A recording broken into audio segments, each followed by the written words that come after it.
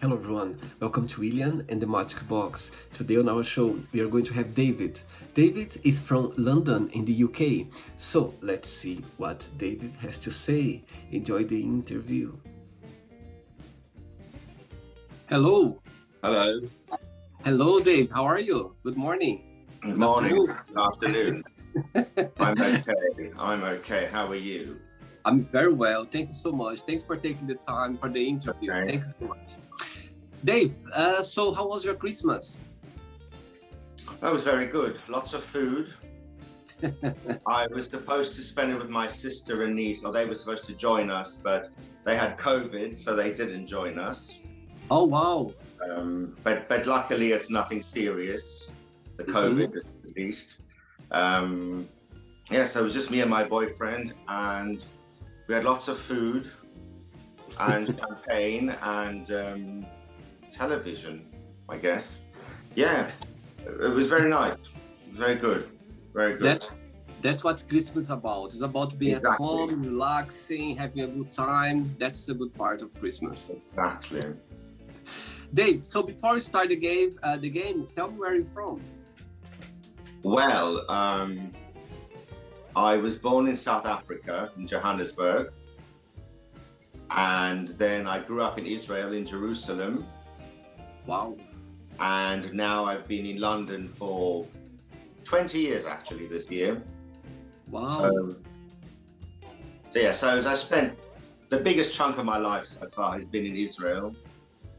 A little bit before that in South Africa, and then 20 years after that here in London. Amazing. And why Israel? Why? Well, my parents, but mainly my dad, wanted to live there because I come from a Jewish family, and my dad, mainly, my mum, perhaps a little less, wanted to go to the Jewish state, but the kind of the natural home place of the Jewish people, and from South Africa, because he grew up in South Africa, but both my parents did. But then in the late 70s, they moved, 79, they moved to Israel. So that's why Israel, because it was I suppose a political and emotional choice, I would say. So maybe I think it was mainly my dad who wanted, and my mother and the children followed, I would say. I see. And after Israel, your family moved to London, the UK, or you moved by yourself? My family, well, my parents are still in Israel. They've been there for 40 odd years, I guess. Yeah, over 40 years now. And I moved to London 20 years ago, in 2001, on my own choice. Wow.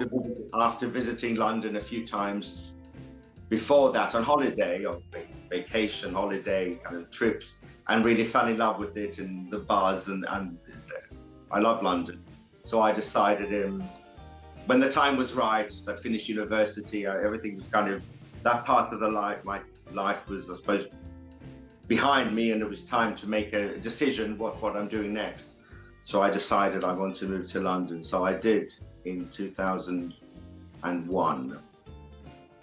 Very and good. I've been here ever since, yeah.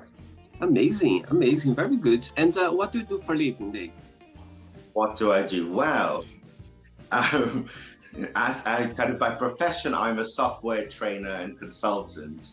So quite dull, at least kind of when talking about it, but basically helping people implement software and use software in the most appropriate way, in the most suitable way for their business. But the job I had when COVID started was in the travel sector, and the travel sector suffered badly, and then so did I. So I was on furlough for a while, then made redundant. So at the moment, I'm kind of retired / between jobs. In the new year, I think it'll be time to to look again. But for now, I'm not doing anything for a living. Just random interviews on YouTube and stuff, like that. Very For which good. I'm not being paid, by the way, just make it clear, so I don't have to pay taxes or anything. Right. Yeah. But no, yeah, that's what I do. Very good. Okay, Dave. So are you ready to go on a beautiful journey through your memories in life and to share your point of views? Okay. Yeah. Amazing. Yeah. So welcome to William and the Magic Box. So I've got here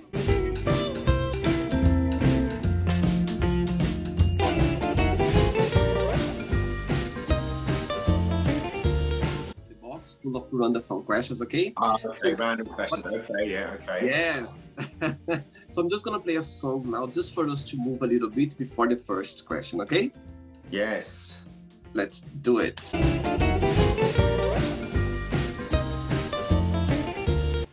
Right, Dave. So before we start the game, just to let you know, through the game, if there is a question that you don't have an answer for, you don't want to answer, always can change, okay? It's all very friendly, right? Okay. Cool.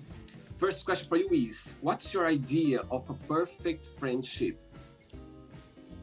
A perfect friendship, I would say, is a supportive friendship, I think. It's knowing that your friend, or you for your friend, they can come to you with whatever the problem is, and you will get support. If things are going perhaps badly, or you need some kind of help, but then when they're good times, then you can also share experiences together and laughs together and travel together and just have a kind of on the same wavelength. If I think about my few good friends that I have now at this stage of my life, it's because we, I suppose, have stuff in common. They're all, my close friends are all gay like I am, so we already have, that kind of experience and life challenges that we've all experienced, that we know what we're talking about. So we're coming from the same place in a way, and then when times are good, or when we're happy news, or just regular times, I guess we can meet up. We know what we're talking about, even if we don't have to say it. We can almost kind of complete each other's sentences in a way, which is lovely. But and then when things are a bit more difficult in personal life, things like perhaps job or relationship issues that need a bit of discussing, you can always speak to your friends, and they have the time to listen, and they might give you some advice you might want to take, some not, but at least you can say, this is what's happening in my life, and you're not going to get some kind of I don't have time for this, or rejection, or I'm not interested, or stop wasting my time with this issue. So I think it's the combination of support when times are tougher, and kind of a closeness and a common wavelength when things are better, or perhaps normal in day-to-day life. I see. And your best friend, your closest friend, they live in London as well? They do, yes. Okay. Yeah. I think friendship, it's as you say, I think friendship, you don't choose to be best friends with people. It just happens naturally. It's like a relationship. If the chemistry is there, that's it. Agreed. It seems connected. That's what I believe as well. Yeah, I think that's perhaps the very beginning, before you can work out that you're all on the same wavelength, and you can support each other, and you can give suggestions, or make suggestions, or advice, give advice, or just have laughing together. It has to start from chemistry, from some kind of chemistry at the very beginning, a bit like a relationship. Well, it is a relationship. It's just a different type of relationship, not romantic. Yeah, it is a relationship. There's give and take, and there's supporting, and there's also perhaps also giving some advice you don't want to hear, constructive criticism, like maybe you should do something with your beard, or whatever they say now and then, but I don't listen. As they say, you can, with your best friends, you cannot pretend to be somebody else. They're gonna tell you the truth in your face. They're gonna share with you. They're gonna say what's wrong, what's right, and that's what friendship is about. That's what I believe as well. True. Next question, Dave. Let's do it.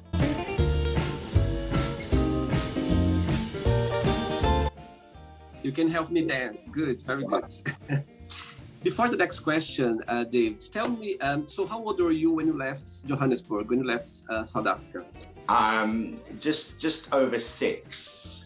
Just 6 and 3 months or so, I'd say.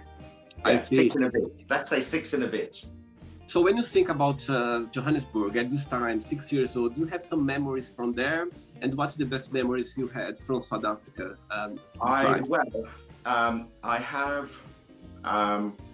I have very vague memories. I have no way of knowing that they are accurate in any way. I'd say they're probably unlikely, but I do remember, I can think of two memories or 2 scenes I have. One was when I was 4 and my younger sister, my first sister, I have 2 sisters, but my first sister was born. I was 4 when she was born, and I kind of remember that. I remember being at home with the nanny who was looking after me, and my parents, my mother was in hospital. Makes sense. I guess my dad was with her in hospital, and I remember kind of waiting at home, and then I don't know if they came home or the nanny told me that that I have a sister. Or, I'm not really sure. I do seem to remember that night. I think it was night, but I have no way of knowing exactly what happened. I could ask them. And the other is being at preschool. So I would have been, I guess, 5 or 6-ish. And we had in the preschool yard outside, there was like a road for small cars you could push with your feet, I guess, or side bicycles. And there'd be a road, and you'd have to ride like proper road for grown-ups, but you'd ride around on your tricycle. And I remember doing that and really enjoying that. I think that's a true story, as opposed to a dream or anything. So those are the only two memories I have. I have no other memories that I can think of. But over the years, I went back. When I was a teenager with my mother and sister, we went back, I think, twice. So I did kind of see, I guess, the house we lived in, and the road, and where my grandmother lived, because my grandmother lived there. That's why we went back to visit. Things that I probably would have seen as an infant, as a toddler, but didn't remember any of them. But I did see them later when I was a young teenager. Good, very good. Next question for you is, what's the most dramatic argument you ever had? The most dramatic argument I've ever had? Ooh. That's a very good question. I don't like arguments. See if I can work my way out of this one. I don't like arguments. I don't like confrontation. So I would imagine that a lot of arguments I should have had, I've never actually had. The most dramatic is tough for me. I can tell you the most annoying one. Okay. The most annoying argument is I used to date a man whose name will remain anonymous, never mind the name. And he didn't argue at all. I mean, I don't like arguing, but sometimes you have to argue. And I think in a relationship, even in a friendship, but certainly in a romantic relationship, arguing is important. You need to sometimes just get it out there. You argue, and then you both realize you've been a bit stupid, and then you make up, and it's all good, but it's so much better afterwards. But he wouldn't argue about anything. And that's why I had to break up with him, because I tried to argue and he never argued. And he just wouldn't argue with me. And he kept on saying, I don't argue. And I eventually gave up on him, and he's non-arguing. I don't know if that was dramatic, but it was the most annoying type of argument, because he wasn't cooperating, and he wasn't doing what I think was essential for the relationship, to us to be able to air the grievances and say, well, why are you doing this? Why do I do that? And try to sort it out. Sometimes when you don't argue for some reason, it's already an argument anyway. Yes, no, yes. And that was of all the arguments I've had in my life, that is the one that's most scarred me the most. That's given me the worst experience. So maybe in some ways it is dramatic. For sure, for sure. Next question, Dave. Let's do it. Next one. Right. Next question for you is, what was your favorite thing to do as a kid? Oh, well, as a kid, I remember, as I said, when I was in preschool, about 5 or 6, I used to enjoy cycling the tricycle on that fake road in school.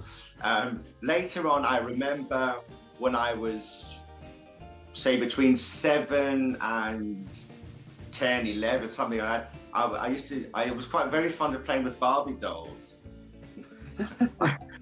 I remember playing with Barbie dolls, and they weren't my Barbie dolls. I think my sister must have had Barbie dolls, and I was and my friends, my school friends, and my close friends, and were all girls at that stage, if I remember correctly. And I suppose they had Barbie dolls. In fact, I guess I remember one of the neighbors, one of the girls in the neighborhood, kind of vaguely can see her house from when I was about 10 years old. And I'm fairly sure she had Barbie dolls as well. And we used to play with Barbie dolls.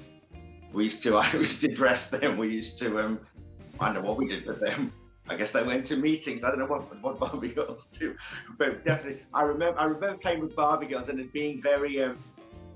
I mean, I don't think I gave it much thought as to, boys shouldn't be playing with dolls, or if anyone sees me playing with dolls or something like that. But I suppose I only did it when, say, my parents weren't around. Maybe there was some part of me that was thinking, well, it's better to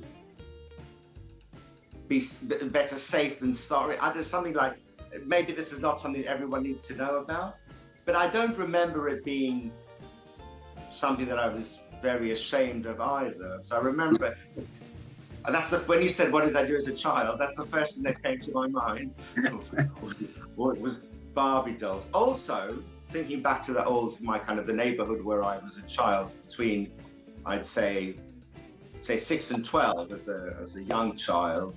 I used to do, I still do to this day, I really enjoy cycling, bicycles, riding a bicycle. And we used to do, I remember doing, this is more of a boy game. But I also enjoyed it, like police and criminals, police and robbers. One of us was the policeman on the bike. One of my other male friends, or boy friends, but not boyfriends, we used to cycle and we used to chase each other. I used to take this is something my dad showed me. I used to take a playing card, a deck of cards, and attach it to the back wheel of the bike with a washing peg. And as the wheel spins, the card flickers and it sounds like an engine. So we used to put an engine put a card onto the back wheel of the bike, so it had like an engine, like a motorbike. So it's funny. So I remember that. So yeah, bicycles, and another thing, in the garden, in our garden, but I think in my friends' gardens as well, perhaps. We used to build a little, I wouldn't call it a hut maybe.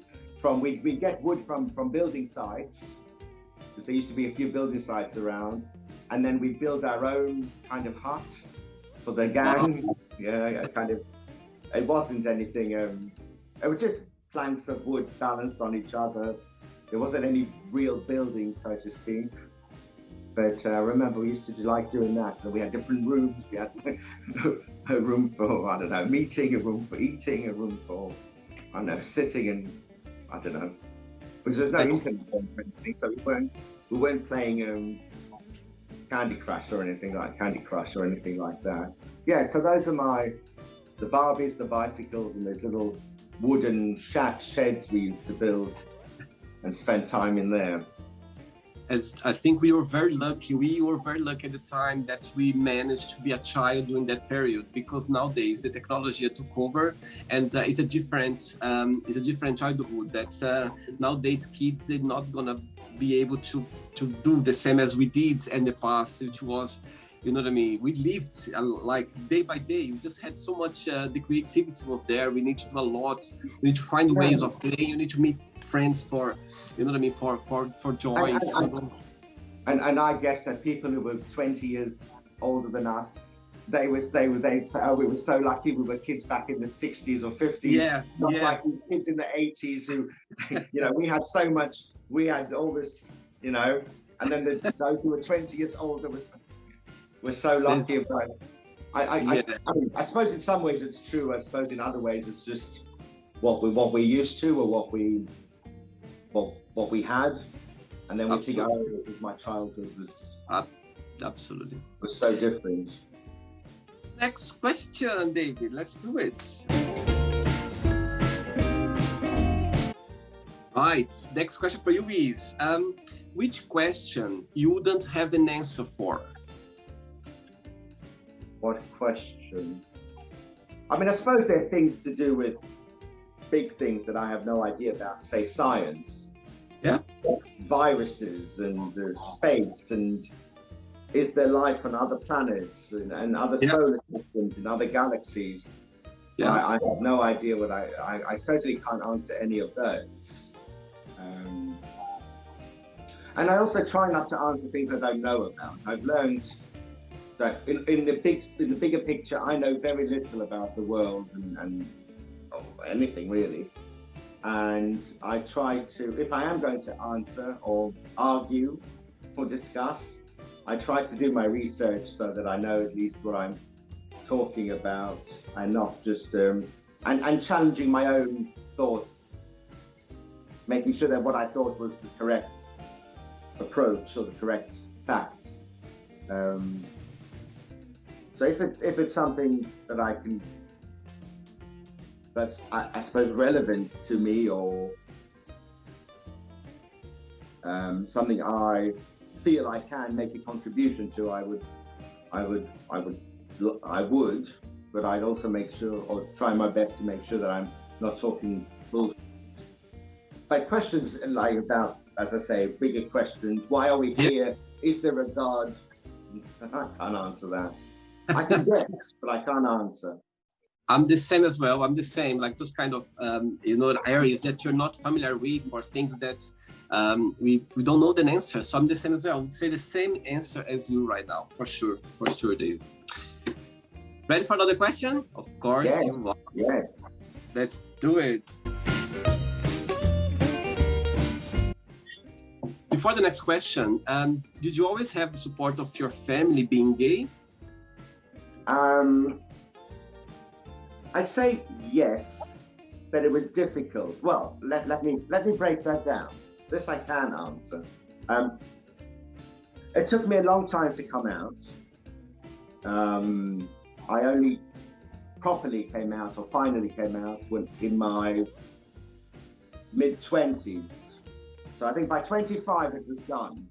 And it was the few years building up to 25 years old that I took it in stages, and I decided, starting with, I'll start with my friends.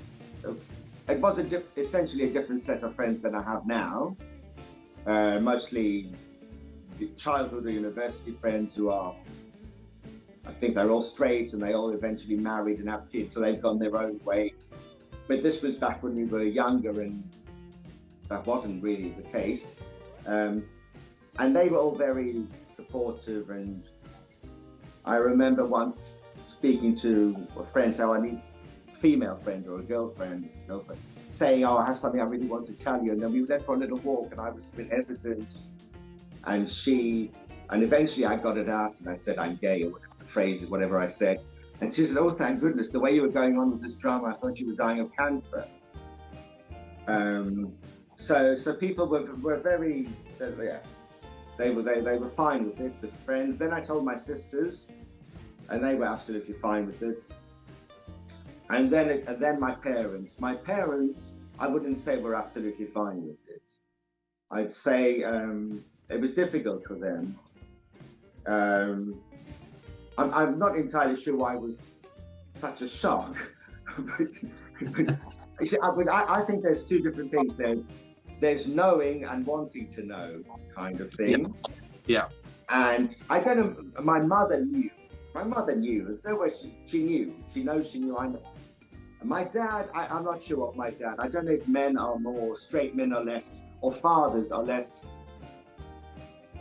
sensitive to these things, or it's not something that they think about in the same way, or maybe I'm just making a generalization which isn't true. But I think in the case of my parents, my dad maybe didn't know. Maybe it wasn't something that crossed his mind. But my mother, I'm sure she knew. But she always had the hope that it wasn't the case. And I remember once when I was at university and I had a girlfriend, but not a girlfriend, a female friend, and we were very close. She knew I was gay, this friend, and I actually used her to cover up sometimes that I'm going to see someone else before my parents knew, or if I didn't want to tell them, I'd say I'm spending time with this at her place. We're studying late, or I'm spending the night there or whatever. But really, and she covered for me in a way in case my parents came asking, which I don't think they ever did. But it was difficult for my parents. But they did, I guess. On the one hand, what comes, I suppose, naturally, they were very upset. They were disappointed. My mother cried. I wasn't living with them in the house. I moved out by then.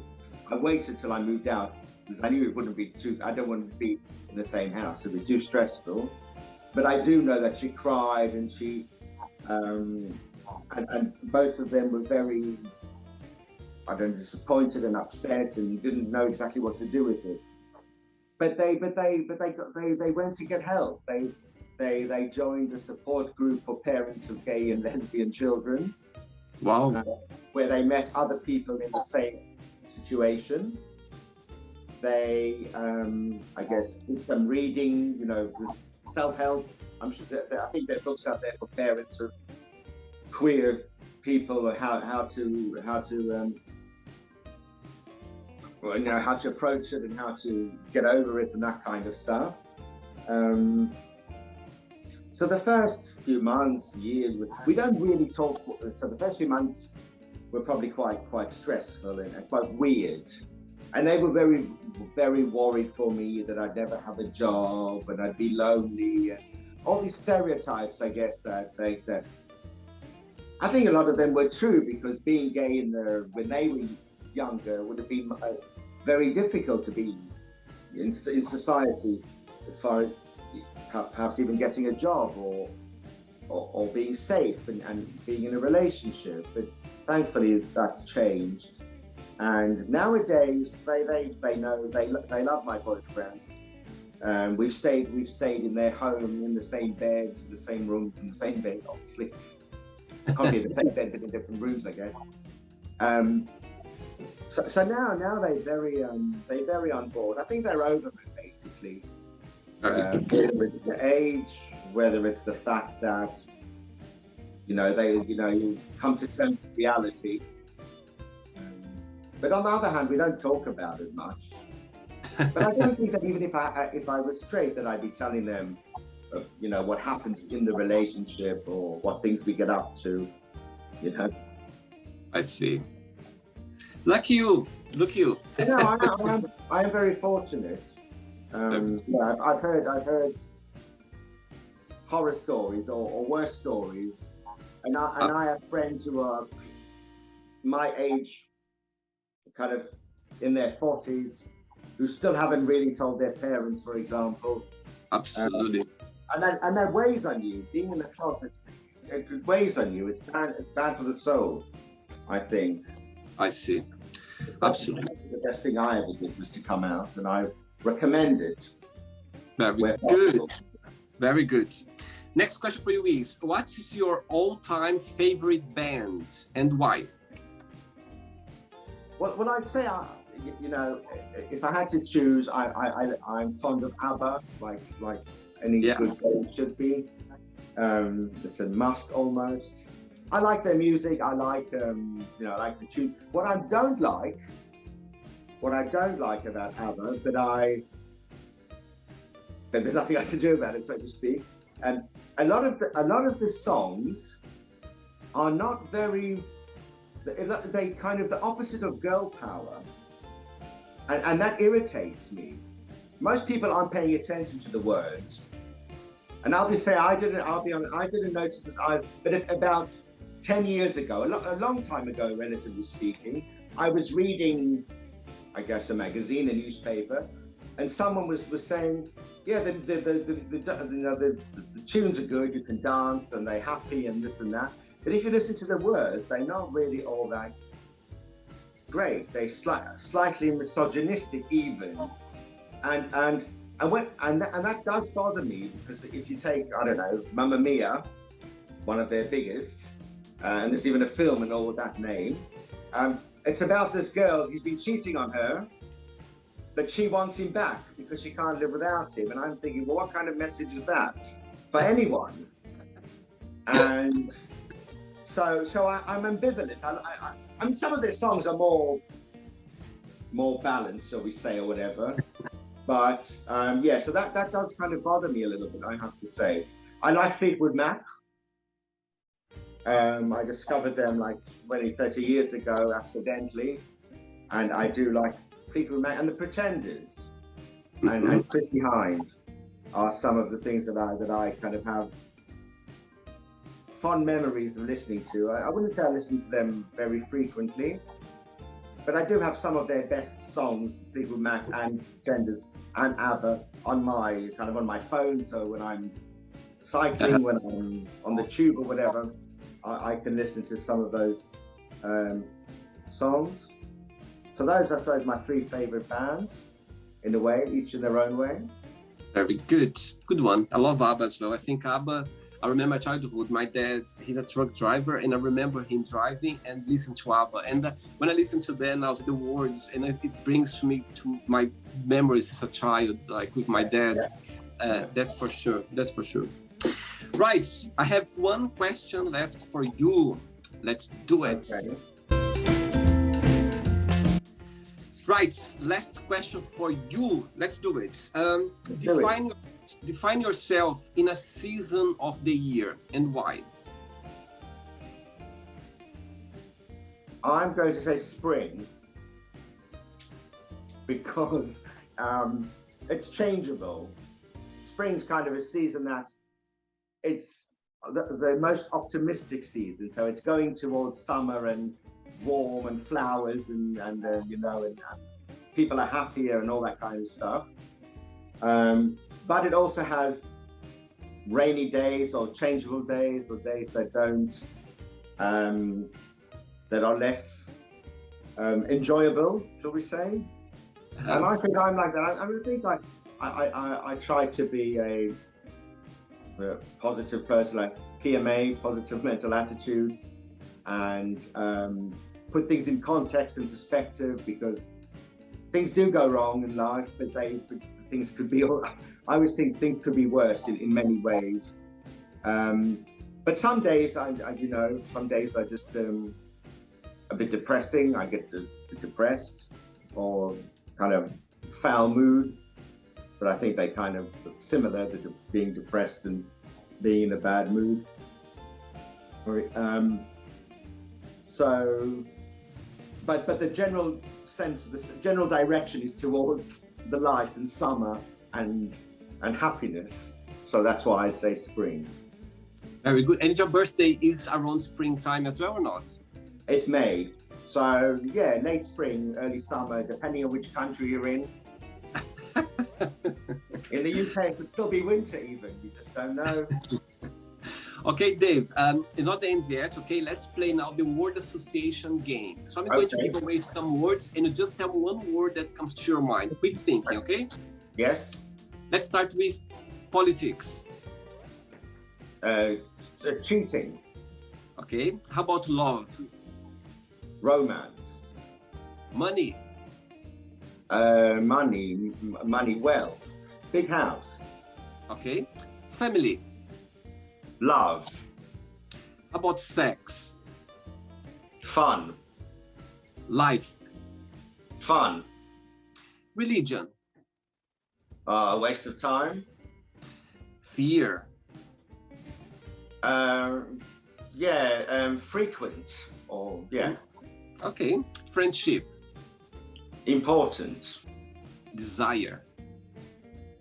Lust. Regrets.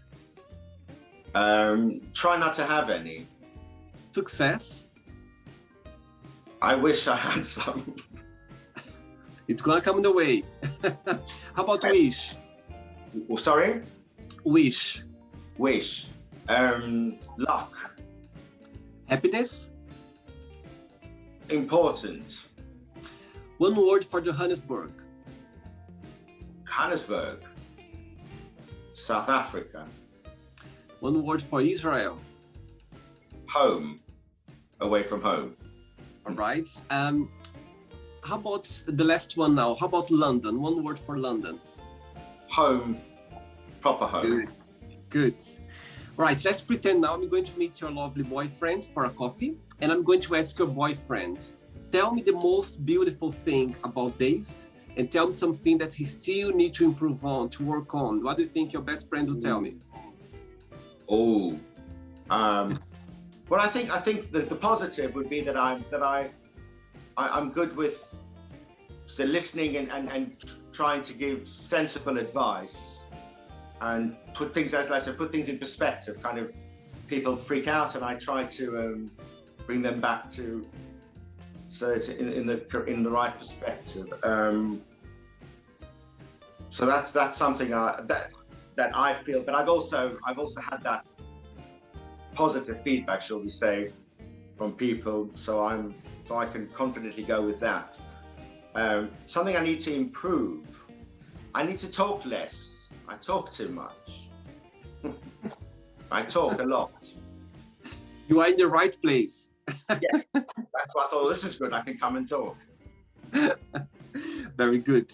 Okay, Dave, so let's play now, David and the Magic Box, and you can ask me a question. Right, so now you can ask me a question. Well, what are you doing in Canada? That's what I want to ask. Oh, right. So I've been my best friend lives here in Canada. He's French, but he's been living here for the last 7 years. And 2 years ago, he had a baby, which is my godson. And it's the first time I'm meeting my godson. I meant to come for last year for his birthday, 2 years birthday, but 1 year birthday, but I couldn't because of the borders were closed and the whole world was upside down. So this year, luckily I managed to come for Christmas and for New Year's Eve. And I'm so glad to be here. And I was so lucky that it was snowing, and still a lot of snow out there. So it's my first Christmas with a lot of snow around, and so cozy to be here. And I just love it. And so that's the reason. It's my third time here. It's the third time I come to Canada, and I I love the country. I think it's a good place to be. It is a very good place, definitely. And it is snowing because it is Canada, so. Yeah, that makes sense. I remember wake up on Christmas Day. I was like, "Oh my God, this is Norway! How beautiful! How amazing! So lucky!" Yeah. Dave, did you have a good time? Did you enjoy the interview? Yes, I did. Thank you so much for sharing your memories in life, for being so open and connect with people around the globe. I can't wait to put this interview on so people can connect with you as well. But before you go, I would like to share a positive message, a positive quote, something that inspires you in life. Yes, I've given this a bit of thought, even though it kind of came to me quite quickly when you said, think of something to end, perhaps end the message with, or end the chat with. And a quote I heard, you know, Cher, the singer, actress, and all that, wonderful Cher. Her mother apparently says, so this is where it's from, that if it doesn't matter in 5 years, or if it won't matter in 5 years, it doesn't matter now. And I think that's so clever, because yeah, we worry about things which we don't need to worry about. And if we just think about the bigger picture, and if this whatever glitch will make any difference to us when we look back in 5 years from now, and it probably won't, it means there's nothing we need to worry about now. Easier said than done sometimes, because in the moment it's very hard to detach yourself from what's happening. But I truly use that whenever there's things are going wrong, or my sisters say, I say, okay, remember what Cher's mother would say. If it won't matter in 5 years, it doesn't matter now. And that's my recommendation to everyone, to put it in that kind of perspective. Amazing. I love the message. I think it makes all sense. Sometimes we spend so much energy worrying about things that it's not going to go anywhere. And when you look back, say, my God, why did I spend so much energy, you know what I mean, on this thing that it doesn't take me anywhere? So I love the message. I think it's a lot. I'm sure we can all look back on things and say, I shouldn't have wasted that energy and time on that situation. But yeah. Sometimes we do, even though we don't want to. But it's always good to have that in mind, to give it a bit of perspective. Absolutely. Dave, it was a pleasure. Thanks so much for the time. Thanks for the interview. My God, hope to see you in London one day for a coffee. Where do you live, by the way, in London? Yeah, South London, Clapham. Oh, my God, I'm now your neighbor. I live in Stratton Hill. Well, maybe I'll see you walking around one day. Absolutely. Happy New Year to you, okay? Enjoy your time. And we keep in touch, okay? Thanks for the interview. Thank you. Okay, bye-bye. Bye-bye. So, did you like the show? Don't forget to give a like, to share it, and also don't forget to subscribe to the channel. And if you'd like to be part of the show as well, first, subscribe to our channel, and after that, just go to our website, www.williamandthemagicbox.com, and send us a request saying why you'd like to be part of the show. And I see you there. Bye-bye. See you next time.